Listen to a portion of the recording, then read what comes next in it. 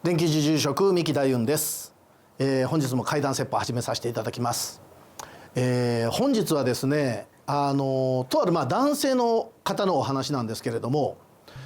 この男性の方っていうのがもともと会社を経営されてたんですね。ところがちょっとその会社が傾きまして、最終的に大きな借金を抱えてしまったそうなんですよ。ですのでその社長さんは、ある日突然会社を逃げてですね、いわゆる夜逃げというやつですよね。そのまま、会社から離れていかれた。でこの男性が行かれた先っていうのがもう有名な、ちょっと名前を伏せますけれども、ものすごく有名な、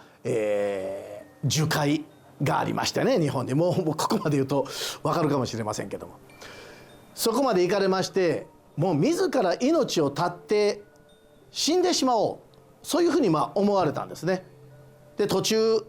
首を吊るためのロープを買って、でその森の中にずっと入っていかれた。で森の中をずっと入っていくとね、ものすごく怖いんですって。なんとなくどこかからお化けが出てきそうな、何かパキッという音がするとそっちをパッと振り返って、なんとなく嫌な空気感があったそうなんですね。ただこれから自らも死んでしまってですね、自分がこれから幽霊になるわけなんで、そんなことを怖がってたら、自ら命を絶てないなんていうことをご本人思いながら、できるだけ深いところまで行って亡くなろうと思われたんですね。でずっと歩いていきますと、だんだんとまたね、もうここら辺にしておこう、薄暗くなってきたらね、もう奥まで行くのがちょっと怖くなってきた。で紐を吊るしてですね、自分が紐を吊るためにはある程度木に登らなくちゃいけませんから、登りやすい木を探さなくちゃいけない。でもだんだんと薄暗くなってくるともう怖いので、もう大体の木でいいやっていうことで、ロープを投げて届きそうな木がちょうど見つかったんで、ここでいいと思ってロープをブーッと投げたりしてたそうなんですよ。これでもなかなかうまく引っかからないんですね。やっぱり登れないとダメかと思ってずっと行くと、本当に登りやすいような階段があるようなってこの方はおっしゃってたんですけども、木が見つかった。あれなら簡単に登れそうだなと思って見ていると、その木の枝のところに何かがブランとぶら下がってるそうなんです。で見ると、苦しそうにもがく人がそこにぶら下がってた。まさに首吊り自殺をしている人の姿がそこにあったそうなんですね。で一瞬うわっと思ったそうなんですけども、面白いもんでっていうと失礼な言い方なのかもしれませんけれども、自らも自殺をしようとしてその森に入っていかれたにもかかわらず、目の前で自殺している人を見ると思わず助けたくなるそうなんです。これ人間の本能なんですかね。その方うわーっと全速力で走っていって、今まさに苦しそうにぶら下がってる人の足を持って、早まったらあかん、なんとかもう一回考え直せって言って自殺を止めに入られたそうなんですよ。面白いもんですね。でそうするとその首を吊ろうとしていた人も下からその声を聞いて、まさか人がやってくると思ってなかったんでしょうね。驚いて「分かった分かった、今じゃあ降りるから」っていうことで首を外してそのままどさっと落ちられた。で2人になってね、何があったんですか。その男性がお聞きすると、いや実は会社の経営に失敗しましてね。その方もそんな話をされる。でいや実はですね、私もそうなんですと。実は私ついついあなたの自殺を止めてしまいましたけれども、私自身も実は自殺するためにこの森にやってきたんですよ、なんて話をしているうちに、だんだんとお互い共感する部分が多かったんですね。ですから会社の経営も自分が悪いんではなくて、時代のせいであったりとか、いろんな自分たちの実力以外の部分でも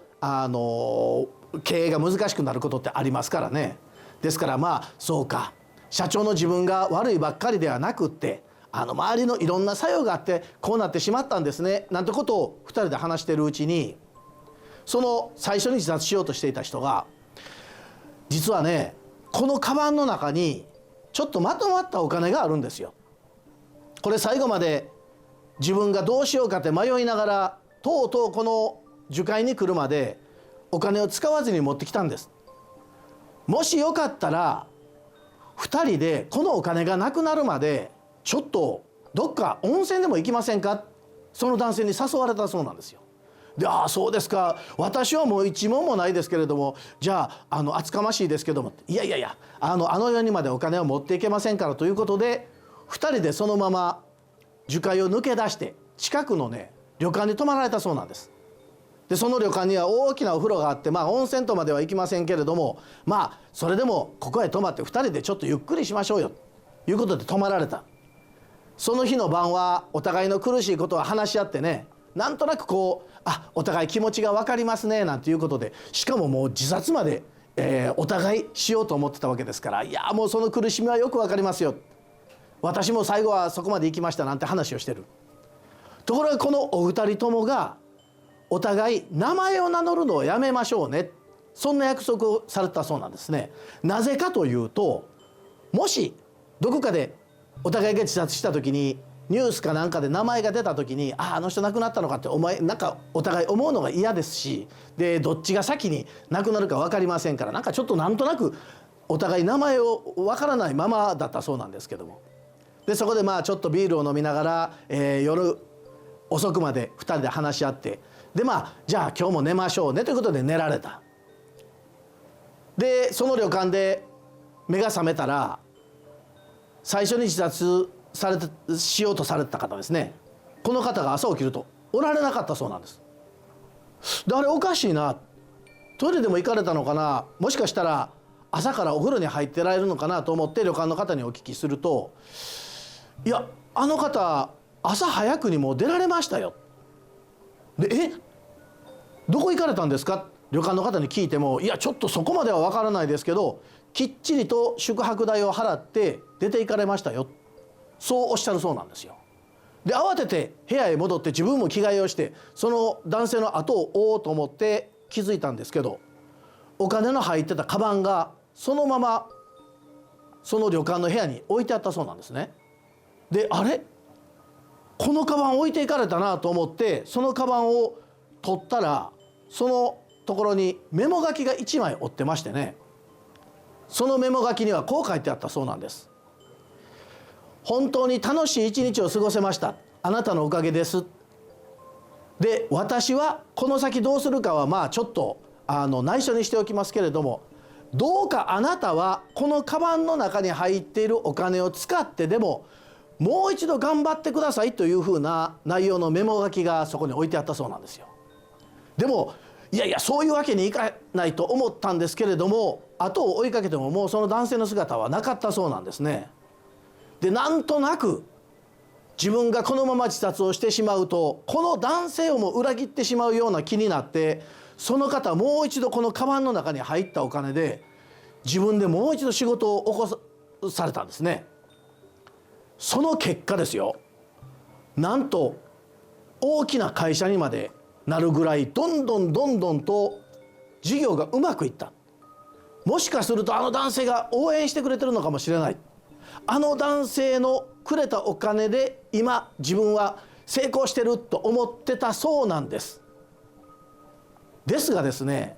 誠に残念ながらまたこの会社もダメになっていくんです。やっぱり自分には商売の才がないのか、せっかく見知らぬ男性ですけれども、あの男性から受け取ったお金で頑張ろうと思ったのに、残念ながらまた失敗か、またその男性途方に暮れてた。そしてよし今度こそもう完全に自殺をしてしまおうと思って考えられたのが、飛び込み自殺なんだそうです。電車の線路に飛び込めばもうあとは電車が来るだけですから、自分がどんなに、恐怖で嫌がってももう誰も止める人もいないし、もう僕はそれで死んでしまうんだということで、そのまま近くの駅に行かれまして、電車が来る時飛び込まれたんです、線路に。ところがちょっと勇み足といいますかね、早くに線路に降りてしまわれてですね、なかなかまだ列車が来なかったそうなんですよ。そうするとホームの上で見ている人たちが早く上がってきなさい、何をしてるんですか、あるいは緊急停止ボタンを押しに行こうとする人もいる。いや頼むから僕の自殺を止めないでください、僕は死にたいんです。線路の上で大声で叫びながらもうそこへうずくまったそうなんですよ。そうすると一人の男性がホームからパッと飛び降りてきて、その男性の元へやってきてガッと肩をつかまれたそうなんですね。で肩をつかまれて、もういや話してください、僕はもうここで死ぬんですからって言ってると、いいよいいよ一緒にこのまま死のう、肩を掴んだ男性がそう言ったそうなんですね。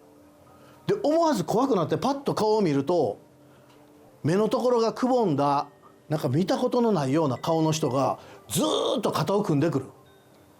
だんだんその男性怖くなって、やっぱり自殺するのやめますって言って振りほどこうとするんですけど、いやいや俺と一緒に死のうって言ってギュッと体を押さえ込むそうなんですよ。で話してくれ話してくれって言ってしばらくするとポーッ電車が来る音が聞こえた。でなんとか力いっぱいに話してくれって言って線路から離れてホームの下に逃げ込むところがあるそうなんですけども、そこへ行ってもう俺はやっぱりもう一度頑張るって言って逃げたところ、その列車がパッと入ってきて肩を押さえてたその男性はそのまま列車にはねられたそうなんですね。ところがこの緊急停車した列車が後で調べると誰もひかれてないんですよ。じゃああの男性は誰だったんかなっていうことなんですけれども、実はこの男性ホームの下に逃げ込んでパッと振り返った時にその立ってる男性よく見えたそうなんです。この男性は樹海であった男性だったそうなんですね。そして一言こうおっしゃったそうです。もう一度何度失敗してもいいからもう一度頑張ってくださいって言ってバッと電車が入ってきた。ところがご遺体がないわけですから、おそらくどこかで自殺されたその霊体となってその男性が応援に来られたんではないかなというふうにその男性はおっしゃるんですね。でその後やっぱりもう一度頑張ろうともう一度一念発起して会社を起こされまして、今ではそこまで大きな会社ではないですけれども、安定した生活を送ってられるそうです。でこの男性の供養、名前もわからない男性ですけれども、ぜひとも供養したいということで私のお寺に来られて、今も定期的にお経を読みに来られるんですけれども、このお話にあるように、この男性でなくてもそうなんですけども、人間は人生の中で必ず失敗に直面します。おそらく失敗したことないっていう方おられないと思うんですね。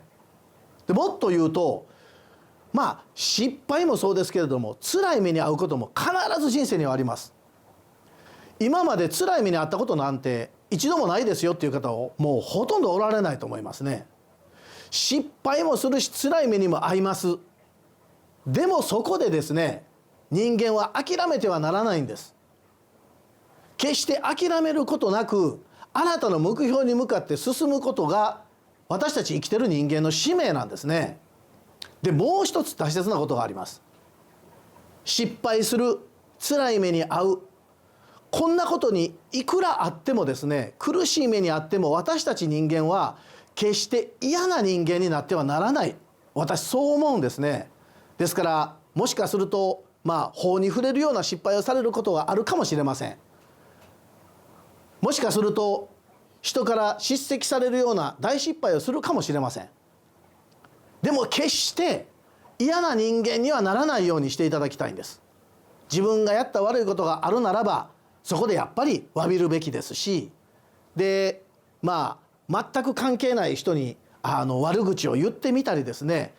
嫌な行為をしてみたりで、最近は煽り運転なんかも聞きますけれども、自分の私利私欲だけでもう先に行けなんてことをやってみたり、そういうことをする嫌な人間にならないように生活していっていただければ必ずその人のもとに幸福が訪れるというふうに思いますので、どうか頑張っていただきたいなというふうに思います。ということで本日の話もこれで終わらせていただきます。どうもありがとうございました。